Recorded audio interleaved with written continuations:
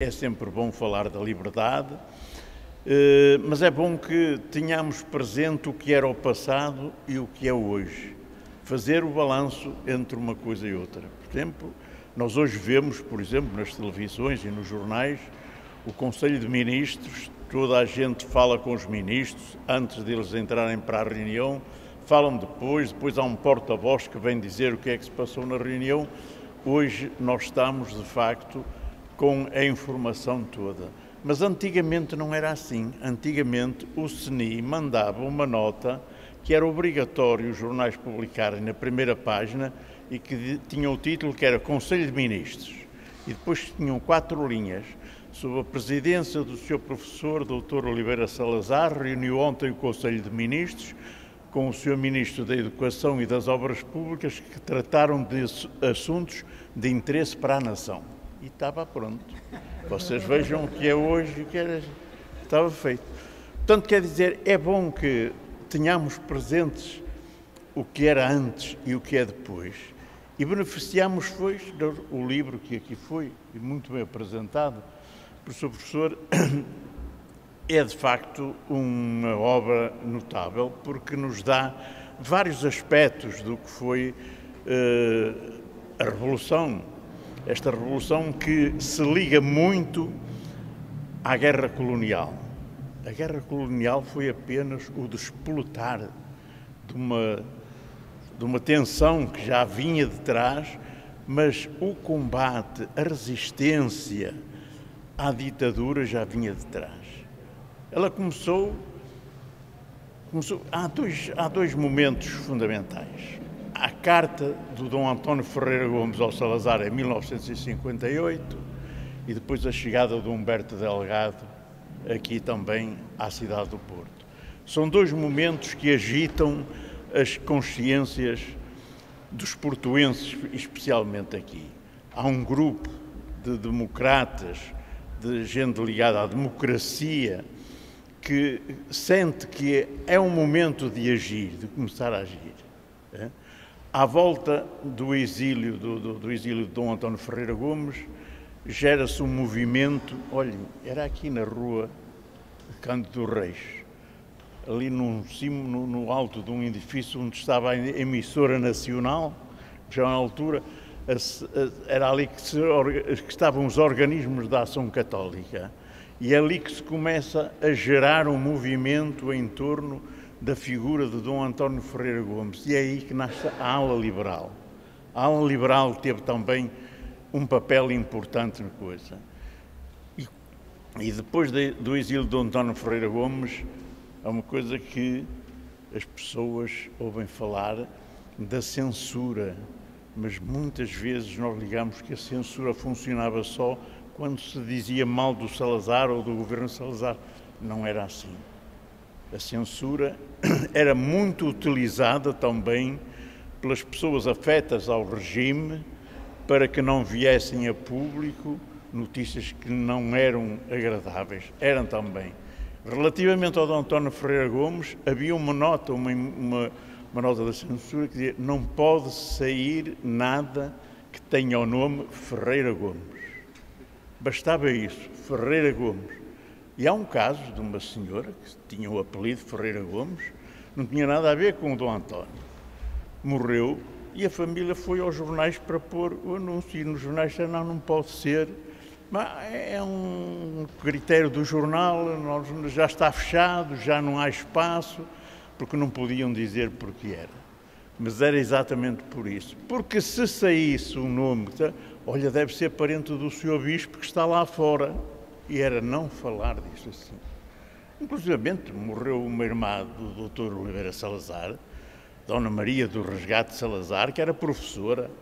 Devia ser uma boa pessoa, não é? Professora primária, eram sempre boas pessoas. E veio uma notícia: não pode sair a notícia da morte da irmã do seu professor, porque ele está muito impressionado e não quer receber condolências. Isto não era nada. É que saísse a notícia, os leitores, o povo disse: olha, coitadinha, deixasse ficar. Se fosse o irmão é que não fazia cá falta. Agora a senhora ficasse aqui, a senhora podia lá ficar.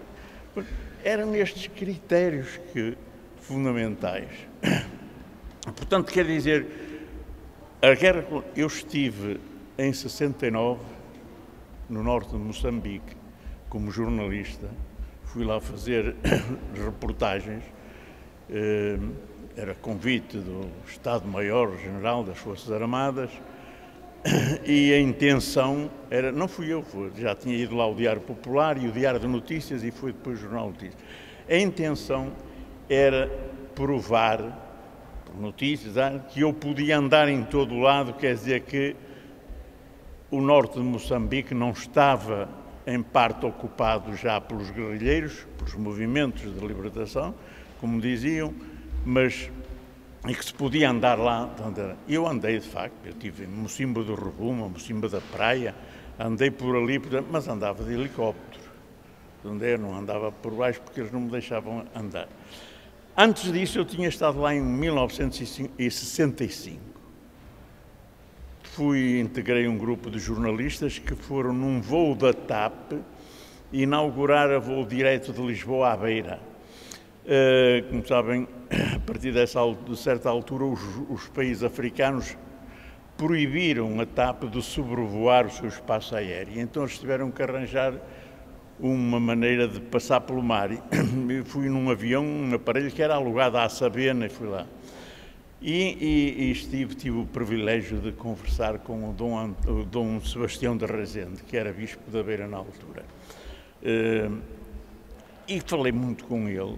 Mas ele tinha um jornal, o Diário da Beira, e ele queria muito que alguém daqui, sobretudo aqui do Porto, mandasse notícias para lá, porque os colonos, os brancos que viviam na Beira, eram quase todos aqui do Norte. E ele queria as romarias, as festas, lembrar que as pessoas viviam com aquela saudade.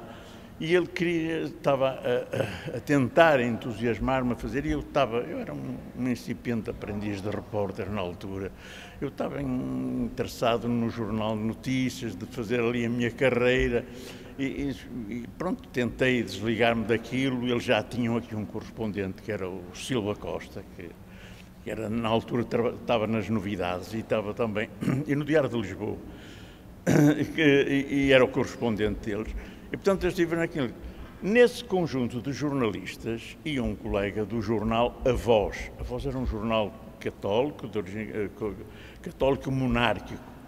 Era dirigido pelo engenheiro Pedro Marques, que era um homem notável, era um bom jornalista. E esse jornalista era um colega que estava lá. Depois do 25 de Abril, eu soube que esse jornalista da Voz, tinha sido presidente do sindicato, crachá de ouro, nós tínhamos um crachá, e ele tinha sido crachá de ouro por sindicato, era informador da PIDE. Eu descobri depois aqui nos arquivos da PIDE. Ele mandou uma série de informações, que eu tinha tido conversas com o Dom Sebastião de Rezende sobre como é que dizer, a emancipação da província, a libertação da província, a descolonização, e eu não falei nada com o Sr. Sebastião Rezende sobre isso. Falei sobre os jornais, os jornalismos, foi a conversa que tivemos. Portanto, quer dizer, a censura nós tínhamos a censura, mas tínhamos este receio de não saber com quem estávamos. Não saber com quem estávamos. Houve um senhor um dia no Tribunal de Trabalho que me deu uma lição excepcional. Eu fui lá, o senhor era monárquico, foi ele que me apresentou ao Conde da Aurora, de quem eu fui amigo, e um dia fui lá e estava lá um polícia no gabinete dele. Ele começou a falar com o polícia e disse assim: olha, então você, mas ouça lá, não estou a perceber isto, mas quem é que paga isto? Então o cheque é... Quem é este senhor? Manuel Pacheco Miranda é diretor do jornal? É. Então ele é... Mas... sabe, é uma ligação que ele tem com a senhora, e aquilo, o café, é um café que vai montar, mas ele é que paga, e não sei o que. E esteve ali, e o polícia começou a falar, a ver contar. E depois o polícia saiu, e disse: ó Germano, eu chamei isto, aqui, esta conversa, para uma coisa. Você aprende, nunca fale de ninguém junto de pessoas desconhecidas. E ele pôs-se a falar do Pacheco, você até é jornalista, mas você não vai dizer isto nada a ninguém. Nunca falo disso. E era isto que nós vivíamos.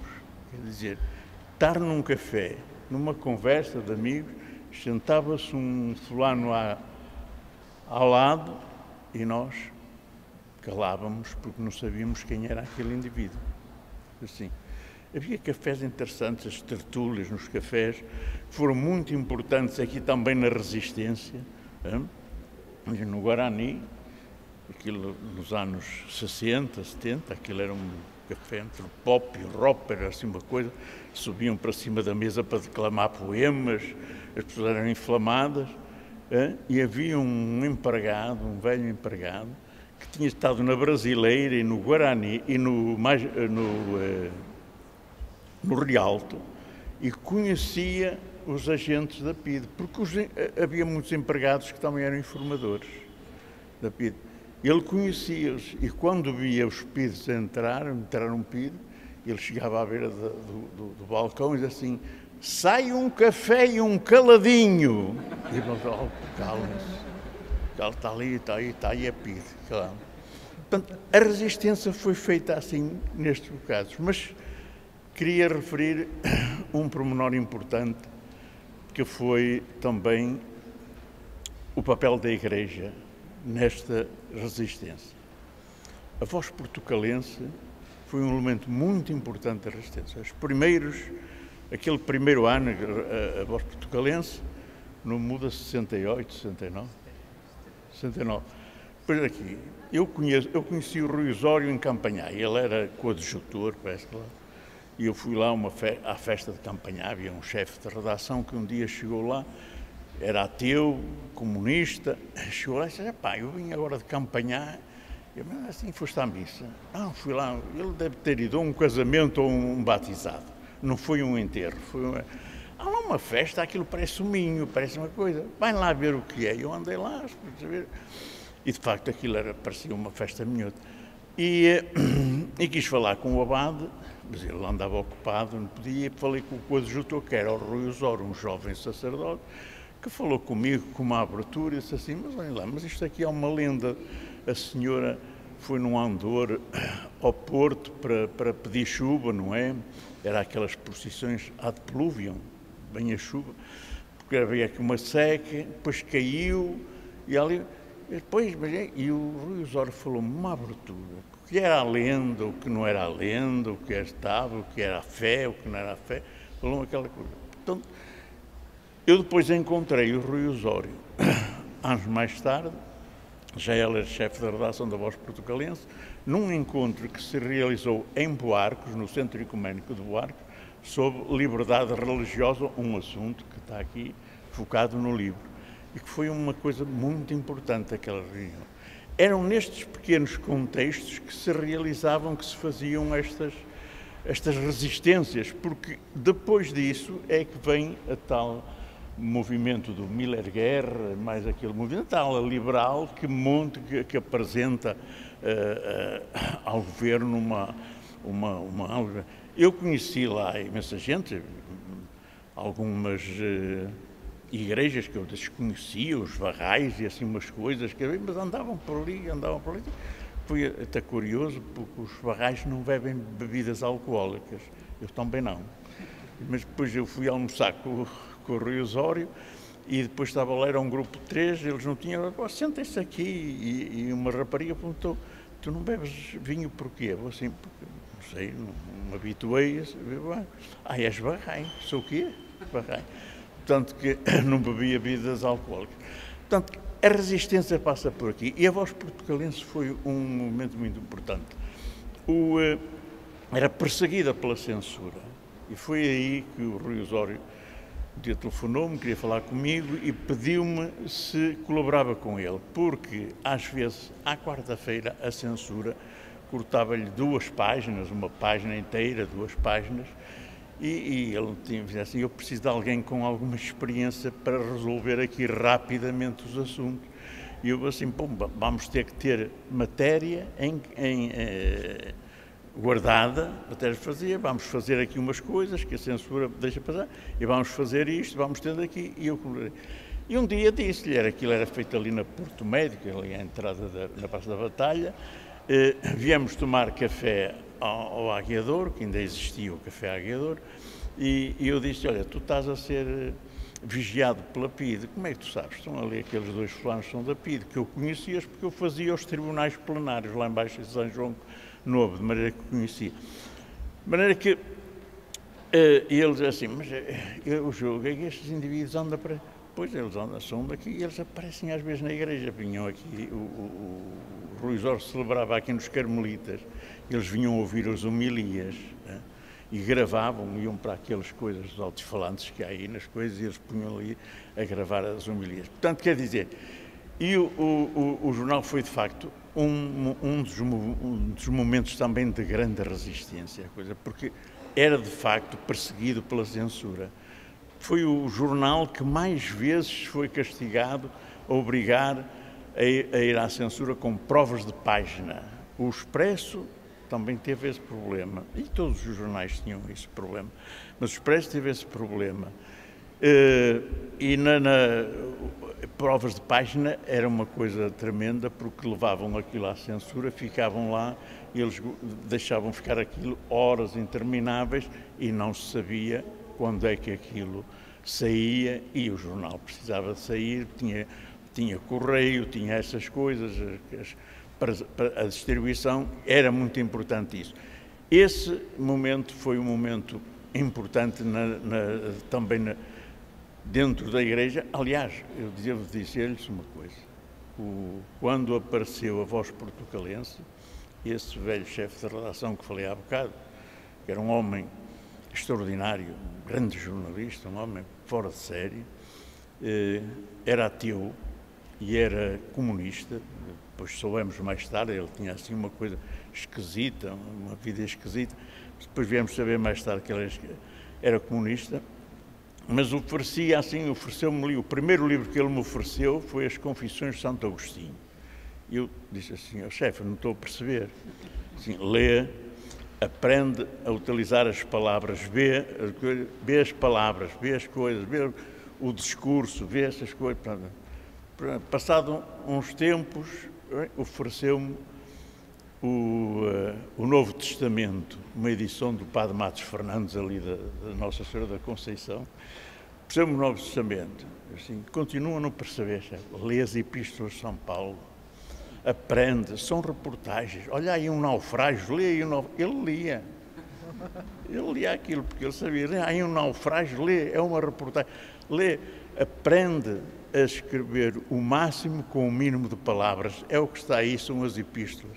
Era isso. Portanto, quero dizer, foi estes homens, o Rui Osório já não chegou a conhecer esse indivíduo, quando foi para o Jornal de Notícias, já não conseguiu conhecer esse indivíduo, mas foi ele que um dia lia toda a imprensa regional, e num jornal de Figueira da Foz ele leu que havia lá a tal reunião sobre a liberdade religiosa, que não saía em jornal nenhum. Ele disse, vai lá, mete-te no carro, vais por aí abaixo, vai lá. Fala com a Dona Nelly era a que dava os dinheiros, não é? Assim. E depois, se aquilo der, ficas, se não der, vem-te embora. E aquilo daí, eu fiquei lá. Conheci aí o Rui Osório, acompanhei-o naquela fase ainda da ditadura, de fazer o jornal, a dificuldade que ele tinha nisso, que sentia nessa coisa de fazer esse jornal.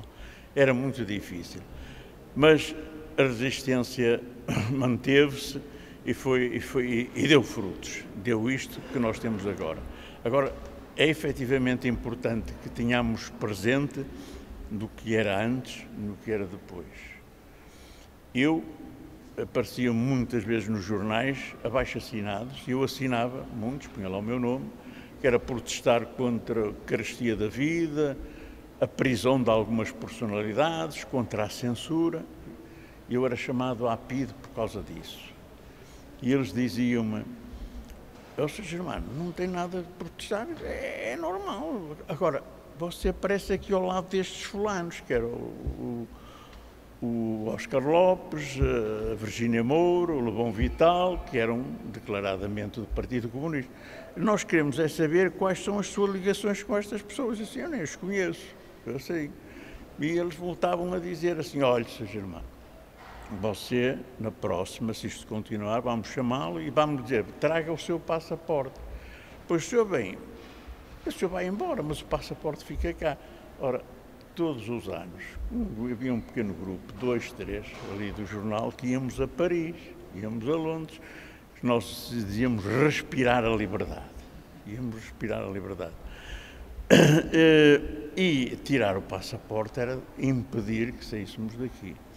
Vivia-se num gueto, não tenham dúvidas, isso era um gueto.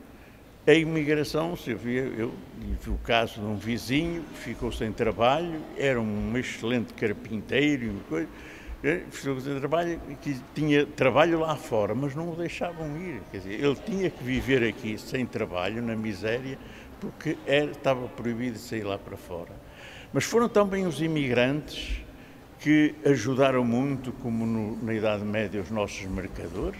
Os nossos mercadores iam lá para fora fazer os seus negócios, conviviam com os seus pares de lá, assimilavam aquelas doutrinas modernas, aqueles conceitos já mais avançados e vinham para cá e tentavam colocá-los. Olhem, batiam o pé ao bispo, que era o dono aqui da cidade, era o senhor da cidade, batiam o pé ao bispo, batiam o pé ao rei e começavam.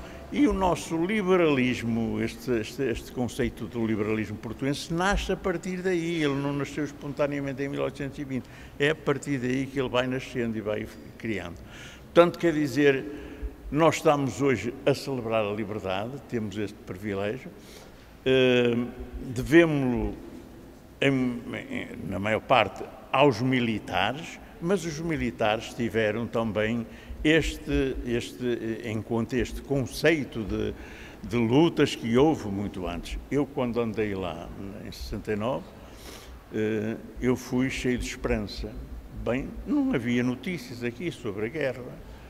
E quando vinham mortos era que tinham morrido num acidente de aviação. Era um acidente, não havia informação nenhuma. Eu fui convencido que ia fazer uma coisa, bem, agora vou ver e depois vou contar. E tentei fazer isso. Só quando cheguei cá tinha 2 censuras, a civil e a militar. E de uma e de outra ficaram coisas esfarrapadas que não davam para nada. Teve que refazer tudo outra vez de uma maneira diferente. Eu julguei que tinham aberto uma porta, não, tinham fechado. E não consegui. Portanto, quer dizer, ouvi muitas vezes os militares, 69 foi um ano de eleições, muitas vezes militares, a nível de major, capitão, perguntavam, as eleições vão resolver? Eu disse assim, não vão resolver nada, vai ficar tudo. Ou resolvem eles ou resolvemos nós. A guerra não tinha solução, a luta não tinha solução, aquilo tinha que ser uma solução política. Ela não se fez, fizeram os militares. E os militares fizeram, mas antes deles houve todo este movimento de resistência e de combate que foi muito importante fazer-se e hoje eu falo muito até com colegas que podiam ser meus netos, alguns, ainda ontem estive a falar com uma, e falar-lhe da censura não lhes diz nada. Eles veem o que é hoje esta liberdade. E houve um problema muito importante, houve um assunto importante na coisa, que foi os jornalistas souberam, de facto, portar-se e não confundiram liberdade com libertinagem. E há um momento, entretanto, no Jornal de Notícias, um colega que, na última página, publicava um artigo, era o Dr. Nuno Teixeira Neves, era o único colega que nós tratávamos por ser doutor. O Dr. Nuno Teixeira Neves foi ser cidadão. Era uma coisa pedagógica, no sentido de que temos liberdade, mas temos que a saber usar, temos leis, temos que respeitar as leis. Das coisas mais nojentas porque o 25 de Abril trouxe também coisas más, não trouxe, não. As coisas mais foi usar a liberdade, por exemplo, nos passeios, ali na praça, expor revistas pornográficas assim, que se vendiam ali, porque aquilo até ali era proibido, e depois era das coisas mais nojentas que eu vi na altura.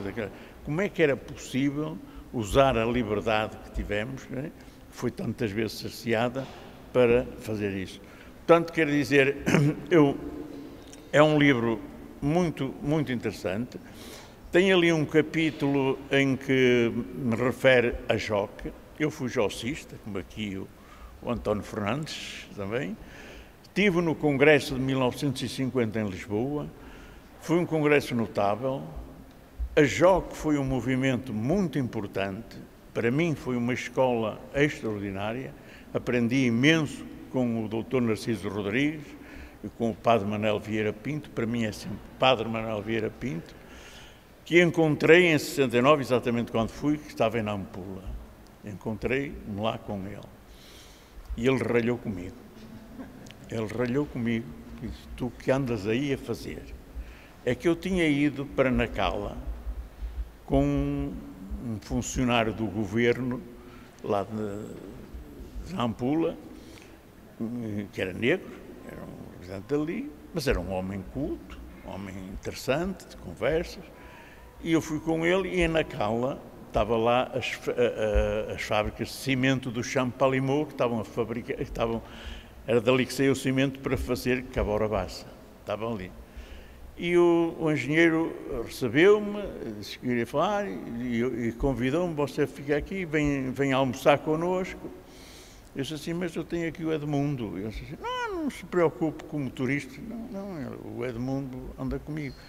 Não pode, não se preocupe, venha cá. Depois ele trata. Não, desculpe, mas então eu vou almoçar com o Edmundo. O Edmundo ficou zangado. Germano, não faça isso, Germano, não faça isso. Não, Edmundo, você não anda comigo, almoça comigo, vai almoçar, não me deixou.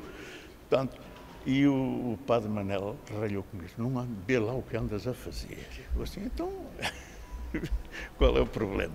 Bom, peço desculpa, eu às vezes individualizo muito as minhas intervenções, peço desculpa, mas quero dizer que a liberdade passou também aqui pela Igreja. Muito obrigado.